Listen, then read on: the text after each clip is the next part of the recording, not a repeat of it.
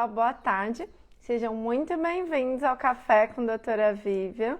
Eu sou a doutora Vivian Koski, eu sou oncologista, especialista no tratamento do câncer. Nessa live eu tiro dúvidas sobre o câncer, perguntas e respostas sobre o câncer. Este já é um quadro tradicional aqui do nosso canal, o Café com Doutora Vivian. Semana passada a gente não teve, então hoje está incrível as perguntas. Daqui a pouquinho eu vou contar para vocês como é que vai ser a nossa parte 1 e a nossa parte 2, porque eu vou fazer transmissão simultânea no YouTube também, então já vou chamar o pessoal do YouTube também. Vamos esperar até que o Instagram avise que a gente está aqui ao vivo. Enquanto isso, vou conectar aqui no YouTube, vocês vão convidando, vão pegando café, meu café já tá por aqui, tá, gente? É uma xícara maravilhosa que eu ganhei de uma paciente. Boa tarde a vocês que estão entrando e a gente já começa. Eu vou fazer a conexão aqui no YouTube, tá bom? Ok. Agora sim, boa tarde a todos. Vamos começar novamente a nossa introdução aqui. Estou ao vivo nos dois canais, tanto no canal do YouTube, que é o Doutora Vivian Koski Oncologia, e aqui no nosso canal do Instagram, no Café com Doutora Vivian. Nessa live de hoje, nesse café de hoje, primeiramente eu vou convidar vocês a pegarem café, né? E eu tô com essa xícara maravilhosa que a minha paciente me deu, né? Hoje a gente está fazendo um café especial. A primeira parte dessa live, eu vou responder perguntas sobre câncer de intestino, câncer de próstata, câncer de estômago. Na segunda parte, eu vou responder perguntas sobre câncer de mama, tá bom? Só pra gente organizar direitinho os assuntos que vocês vão me perguntar aí também. A Sandra já fez uma pergunta, eu vou responder, vou falar um pouco sobre o tema na parte 2 da nossa live. E vou me apresentar, eu sou a doutora Vivian Koski, sou oncologista aqui em São Paulo, especialista no tratamento do câncer desde 2013, atendo em 2 consultórios aqui em São Paulo e convido vocês, né, a fazerem os tratamentos comigo aqui em São Paulo e também, né, consultas para o Brasil todo e outros países, também estou à disposição para atendê-los. Boa tarde, pessoal também do YouTube, vamos começar.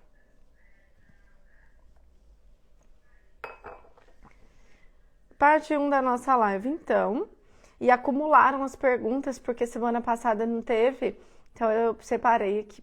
O João fala o seguinte: minha esposa foi diagnosticada com câncer coloretal, estágio 3, em 2020.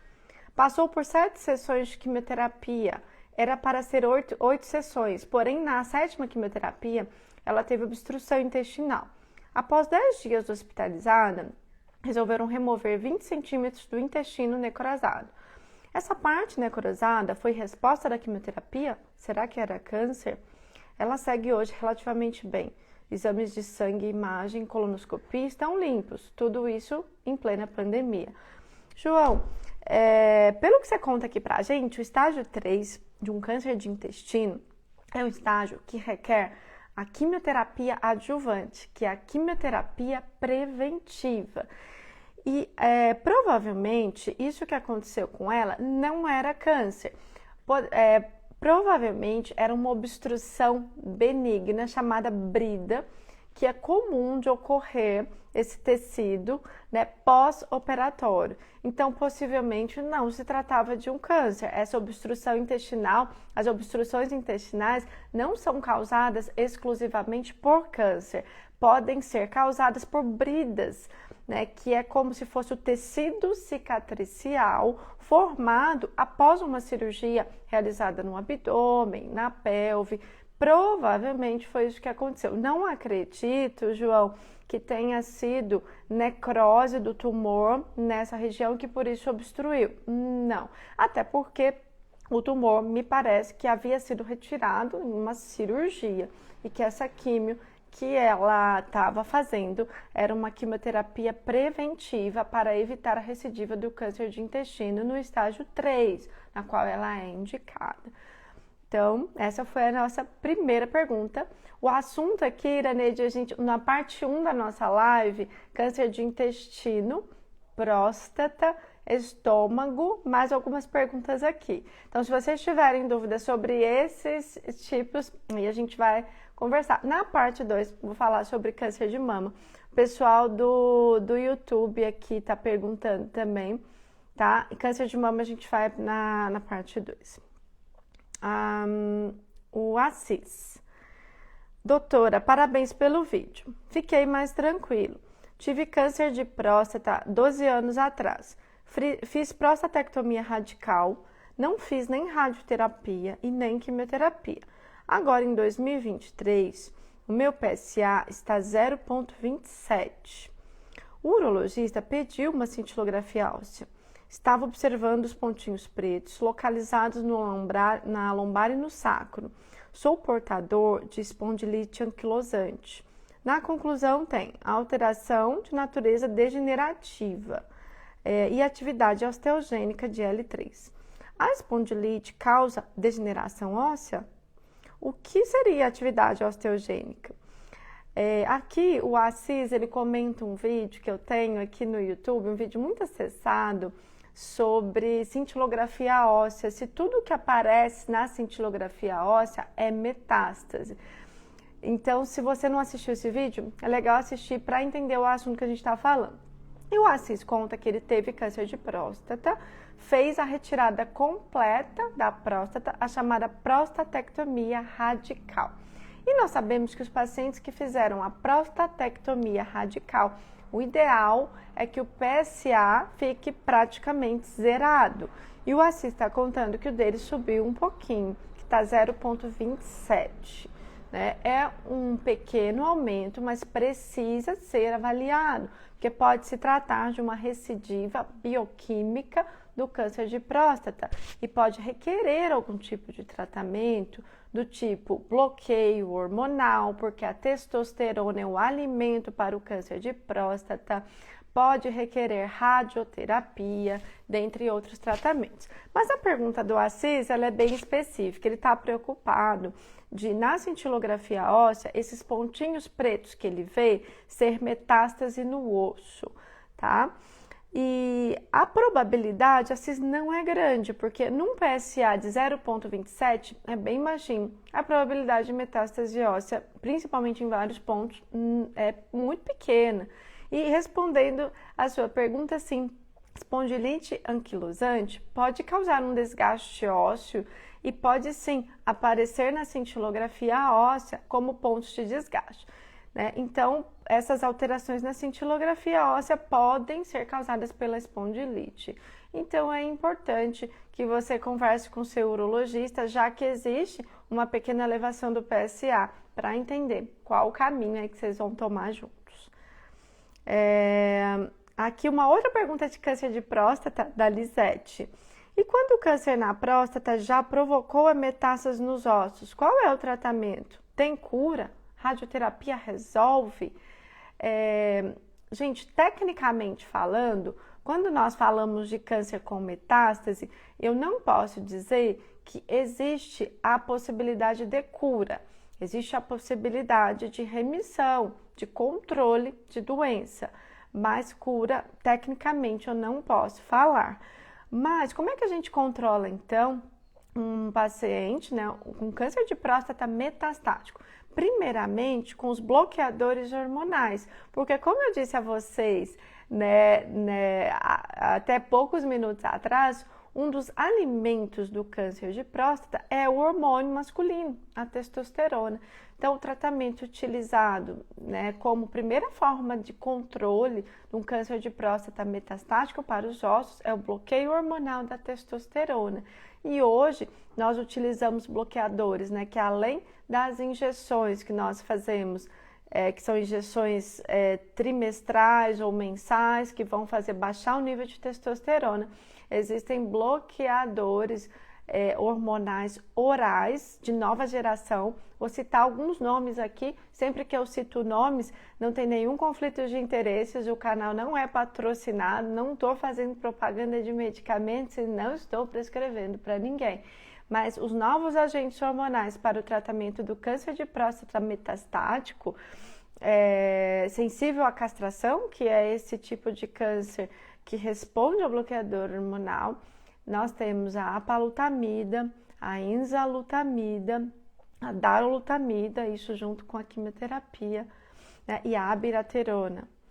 Então essas são as 4 opções. E a radioterapia resolve? A resposta é sozinha, não. A radioterapia nós indicamos no câncer de próstata metastático para o osso quando o paciente tem dor, tem algum sintoma ósseo local ou quando existe alguma vértebra desalinhada, onde eu tenha que fazer um tratamento local, um controle local. A radioterapia sozinha não resolve. Eu preciso associar um tratamento sistêmico. Vamos para mais uma pergunta aqui, da Lu, também sobre câncer de colo retal, que é a parte 1 da nossa live. Qual é o assunto, então, para quem chegou agora, para quem pegou o vídeo no meio, para quem está entrando agora? Live, perguntas e respostas sobre o câncer. Eu sou a doutora Vivian Koski, eu sou oncologista. Quem estiver gostando, já dá um like, já deixa o comentário. Mas nessa parte 1, câncer de cólon, câncer de próstata, câncer de estômago. Na parte 2, câncer de mama, tá? Doutora, câncer coloretal sempre vai sangrar em algum momento? Ou só um sintoma já pode dizer que é um câncer? Ou precisa ser um conjunto de sintomas? Não necessariamente, Lu, o câncer vai sangrar em algum momento. Exemplo, cânceres de cólon direito, da parte direita do intestino, dificilmente sangram. Então, existem tumores do intestino que nunca vão sangrar visivelmente. Muitas vezes, eles podem causar uma anemia crônica. O paciente perde sangue, mas não vê, perde sangue, mas não sabe, e tem uma anemia crônica e não se sabe a causa. Então, fica aqui um alerta. Se você tem uma anemia crônica que ninguém descobre a causa, faça uma colonoscopia. Aliás, peça para o seu médico solicitar uma colonoscopia para investigar a causa dessa anemia.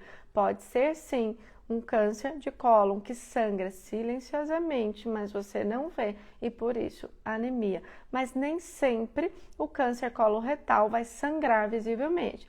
E ele pode, sim, trazer outros sintomas, os quais são perda de peso inexplicada, dor abdominal, inchaço abdominal inexplicado.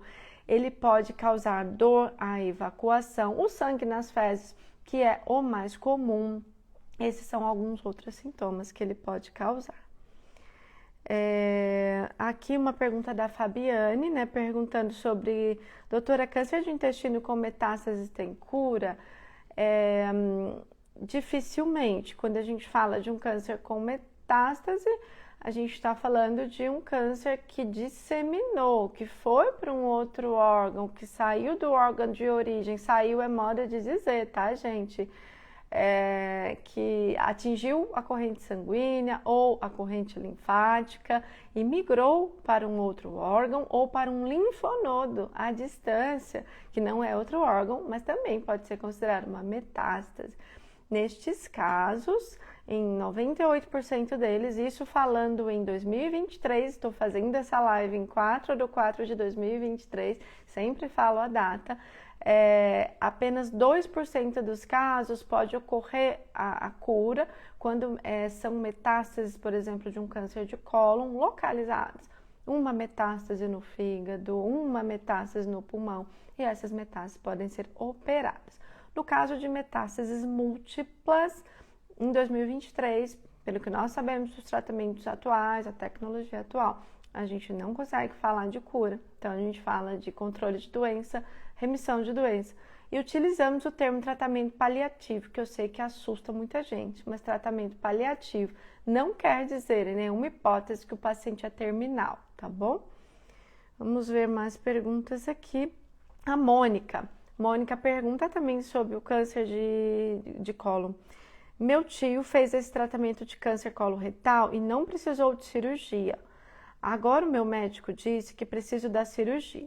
Meu tumor está pequeno, 2,5 centímetros, a 10 centímetros da borda anal. Não consigo entender. A Mônica, ela viu um vídeo que eu fiz sobre a possibilidade da preservação do reto em pacientes com câncer coloretal, que são pacientes, né, que têm chance de precisar de amputação do reto. Foi um vídeo que eu fiz sobre a possibilidade, então, de manter o reto. E aí ela fez essa pergunta. A Jane tá aqui, já vou responder sua pergunta, tá? Essa pergunta sobre câncer de intestino e da Luciné também sobre câncer de ovário, porque depois a gente vai entrar na parte 2. Mas voltando à pergunta da Mônica, o tumor que ela me conta aqui é um tumor de reto alto, que ela fala que está a 10 centímetros da borda anal. Os tumores de reto alto, na grande maioria das vezes, é indicada cirurgia. E quando não é indicada a cirurgia para preservação do reto? Nos tumores de reto baixo, aqueles que estão muito próximos da borda anal e que, se forem operados, existe um risco de ter uma amputação completa e o paciente precisar da colostomia para a vida toda. Então, nos casos de tumores de reto baixo, é que a cirurgia pode ser uma opção de não ser feita. Mas aqui a Mônica me refere um tumor a 10 centímetros da borda anal, um tumor de reto médio alto. Então, nesses casos, a cirurgia, sim, seria a melhor indicação. Não dá para ter uma colostomia temporária, não necessariamente ela vai ficar com uma colostomia definitiva, porque não tá distante da borda anal. Então, dá para fazer aqui uma margem de segurança, mas pode ser que ela tenha que ficar com uma colostomia temporária por 3, 6 meses, aí o cirurgião dela vai explicar melhor. Mas, sim, Mônica, cada caso é um caso. O caso do seu tio provavelmente não era igual ao seu. Converse com o seu médico, é importante. Mas tumores de reto médio alto, em 2023, a gente costuma sim caminhar para cirurgia e pode ser sim que o paciente precise de uma colostomia temporária, mas a chance de uma amputação do reto é baixíssima porque o tumor está longe da borda anal, como você mesmo disse, 10 centímetros. Câncer de estômago. Vou responder primeiro a pergunta da Jane. A Jane tem o câncer de intestino com metástases nos linfonodos. Qual a chance de cura? É muito grande, Jane, principalmente se você fez a cirurgia, está ou vai fazer a quimioterapia adjuvante, que é a quimioterapia preventiva, a chance de cura é maior do que 85%, tá? Então, importante sempre que quando tem comprometimento dos linfonodos no câncer de intestino, nós chamamos de estágio 3. No estágio 3, é sempre indicada a quimioterapia preventiva. Um dos protocolos mais indicados em 2023 é chamado de FOLFOX, que é um tratamento feito na veia, usando também uma bombinha de infusão a cada 14 dias durante 6 meses. Existe um outro protocolo chamado XELOX, no qual os medicamentos utilizados são muito parecidos, mas o paciente faz uma parte do tratamento em casa, tomando um comprimido em casa, e outra parte lá na central de químio, tomando medicamento pela veia. Existem ainda protocolos onde eu faço o XELOX, que é esse protocolo que o paciente utiliza comprimido, por 3 meses, dependendo de cada caso. Mas cada caso é um caso, isso é avaliado na consulta médica, tá? Vamos falar agora sobre câncer de estômago. A Cláudia, doutora, muito esclarecedor o seu vídeo. Faz mais vídeos sobre câncer de estômago, que quase não tem. A doutora informou que quando há metástases é feito a químio antes para reduzir o tumor e na maioria dos casos reduz. Se a químio é eficaz, por que não fazem casos sem metástases em vez de tirar logo o estômago? Não, mas nós fazemos, Cláudia, fazemos sim, já vou te explicar. E no caso, quem precisa tirar só uma parte do estômago, quais os riscos de deixar essa parte? Paciente com câncer no piloro já retirou uma parte esperando o resultado da biópsia. Cláudia, muito interessante a sua pergunta. E nós já fazemos sim, em 2023, a quimioterapia neoadjuvante, que é a quimioterapia feita antes da cirurgia para o câncer de estômago para alguns casos. Quais são esses casos? Casos de tumores que já estão um pouquinho mais localmente avançados, com fatores obstrutivos ali, ou no piloro, ou no estômago, onde tem certa obstrução, a passagem de alimentos, e casos onde tenham linfonodos positivos. Nestes casos, nós já temos essa indicação da quimioterapia neoadjuvante. Utilizamos hoje em 2023 um protocolo chamado FLOT, que o paciente recebe a quimioterapia por 3 a 4 meses, em média de 3 meses antes da cirurgia. Ele opera e completa a quimioterapia após a cirurgia. Então já existe, Cláudia, este protocolo onde nós fazemos a quimioterapia antes de operar. Existe sim. Pergunta muito importante. E não, Cláudia, quando sobre a segunda pergunta, se deixar uma parte do estômago tem risco? Não é, porque a margem de segurança o cirurgião vai retirar completa. Então, se ele deixa uma parte do estômago, mas ele conseguiu retirar a margem de segurança e ele retirou os linfonodos, que são os gânglios que ficam ao redor do estômago, não há risco, porque ele fez a cirurgia oncológica. O importante é que você opere com um cirurgião oncológico, especialista no assunto e que seja uma cirurgia oncológica, tá bom? Vamos ver se temos mais. Temos a última pergunta. Não, temos mais duas, depois a gente passa para a parte 2. É de próstata também. Doutora, fiz cirurgia de próstata há 7 anos, depois fiz radioterapia. Depois de 1 ano, tomo injeção de hormônio, que é o bloqueador hormonal, que é o Zoladex, que é aquele medicamento que eu comentei no início da nossa live, que vai fazer com que ocorra aí a queda dos níveis de testosterona, que é o alimento do câncer de próstata. Há 4 meses, comecei a fazer quimioterapia a cada 21 dias. E meu PSA está subindo. O que devo fazer? Moro em Contagem, Minas Gerais. Tenho 60 anos. Importante, aqui está FLOI. Você conversar com o seu médico oncologista sobre os novos agentes hormonais. Esses que eu contei para vocês lá no início da nossa live. Você já usou algum desses novos agentes hormonais? Eu vou citar novamente o nome. E novamente eu vou dizer que sempre que eu cito o nome, não tem nenhum conflito de interesse. Esse canal não é patrocinado, não estou prescrevendo para ninguém. É caráter meramente informativo, pois eu acredito e tenho como missão de vida que informações salvam vidas. Então, pergunte para o seu médico, Floyd, sobre os novos agentes hormonais para o tratamento do câncer de próstata, que pode ser muito eficazes. Nesse caso aqui que você conta, são eles: abiraterona, apalutamida, enzalutamida, darolutamida, tá? Então é importante, de repente, você ter a oportunidade de usar algum desses que eu citei aqui, poderia te ajudar. A Fabiana, e a nossa última pergunta dessa parte 1 de câncer, onde a gente falou de câncer de intestino, câncer de estômago, câncer de próstata. Esse foi o nosso tema da parte 1. Fabiana, boa tarde. Adenocarcinoma de intestino T4B, sem metástase, seria indicado a imunoterapia com quimioterapia FOLFOX? Vamos conceitualmente, Fabiana. FOLFOX não é imunoterapia, é uma quimioterapia. Até um protocolo que eu citei para vocês, né, uns minutinhos atrás, falando que é uma quimioterapia preventiva para evitar a recidiva do câncer. Até citei o FOLFOX, o XELOX. Não é imunoterapia, é quimioterapia.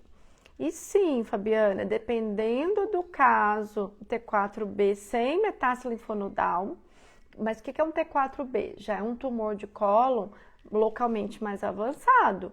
Ele estava obstruindo já localmente, já estava ali saindo dos tecidos pericólicos, ou às vezes já próximo de alguma outra estrutura. Então, sim, na grande maioria das vezes que eu faço essas avaliações de pacientes T4B, a quimioterapia com Folfox pode ser sim indicada. Mas, como sempre digo aqui, cada caso é um caso e para eu dar uma resposta concreta, eu preciso avaliar o caso em consulta médica para avaliar os exames. Conversa com o oncologista sobre essa dúvida e caso você tenha a necessidade de uma consulta de segunda opinião, eu estou à disposição. Terminando a parte 1, vou pedir a vocês que gostaram do tema, que gostaram do vídeo, que gostaram do conteúdo, não se esqueçam de deixar um like, comentários, coloquem para mim de onde é que vocês estão vendo a live, compartilhem, convidem pessoas para participarem aqui ao vivo, tá certo? E se quiserem também passar em consulta comigo, tem a telemedicina, tem 2 consultórios aqui em São Paulo, presenciais, e também quem quiser fazer tratamento comigo aqui em São Paulo, a gente tem um centro de infusão dos melhores tratamentos da oncologia, lá tem tudo que vocês precisam. Tem imunoterapia, quimioterapia e nós atendemos vários convênios lá. Então estão todos convidados a conhecerem aqui São Paulo e a clínica.